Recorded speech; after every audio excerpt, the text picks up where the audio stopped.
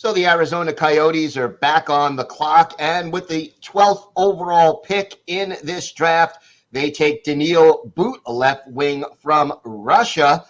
Gil Martin here alongside our prospects expert Hadi Kalakeche, and we're joined now by Robyn Leano, back for another pick here to talk about Daniil But. Robyn, your initial thoughts on this pick? It's an interesting pick. I would definitely not have expected this from the Arizona Coyotes, but the more I look at it, and the more I look at his size, I looked at he was a teammate with the Coyotes' sixth pick, Dmitry Shemishev. It works for them, and especially because if that based off size alone, he fits GM Bill Armstrong's mold to a T. I'm looking at that. What 6'5", 203? That's exact. I think how many picks have Bill Armstrong made of guys over 6'2" at this point? I think this is maybe his fifth or sixth pick that he's done that. So it doesn't surprise me. Big guys are his thing. Hadi, what does this big guy add to the Coyotes' skill set? He has a bit of everything, but really just the issue with him is you have a lot of trouble kind of grasping what player he is because he just gives you a different sight every night.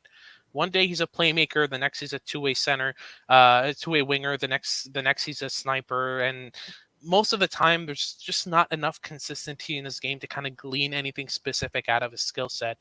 He does have a decent shot, he does have decent vision, but again, it's just very inconsistent. He was outside of my first round personally because of that inconsistency, because of that inability to kind of stabilize his performance and give you kind of a regular Daniil But. And especially, I've been concerned with his physical game. I've seen him get out-muscled by 5'10" defenders in the MHL, which is very astounding for a 6'5" winger.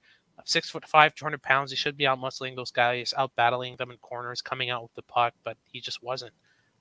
So there's a lot of risk with this pick, especially at 12th overall. But the Coyotes like what they see in But. They like the size. They like the skill set. Maybe he proves me wrong, but I just have a lot of trouble kind of projecting him right now because of how inconsistent his game is.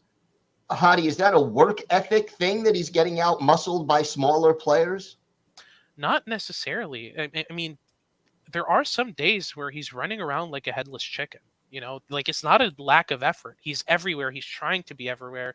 He's trying to do everything, and that's actually his detriment. Is sometimes he tries to do too much, and reeling that in, I guess, is easier than getting someone who doesn't have that effort level and bringing him up 2-3 steps. But for me, it's just what player does he end up being? I think a lot of teams will try to make him a power forward, which would require a lot more work than trying to make him a playmaker, in my opinion.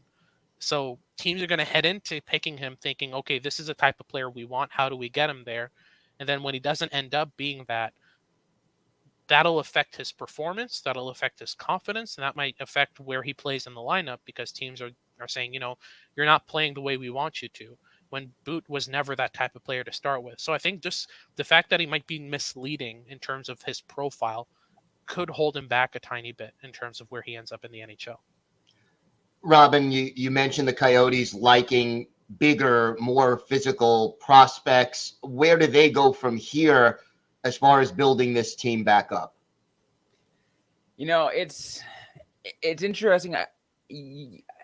I think at this point, from whatever pick they have left, it's just it really is a toss up because they got a lot of the top end guys that they want already in the last two drafts. So what Bill Armstrong does at this point is really unknown.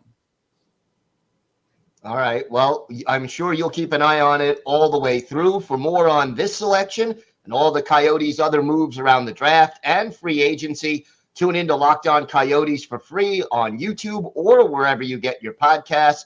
It's all part of the Locked On Podcast Network, your team every day.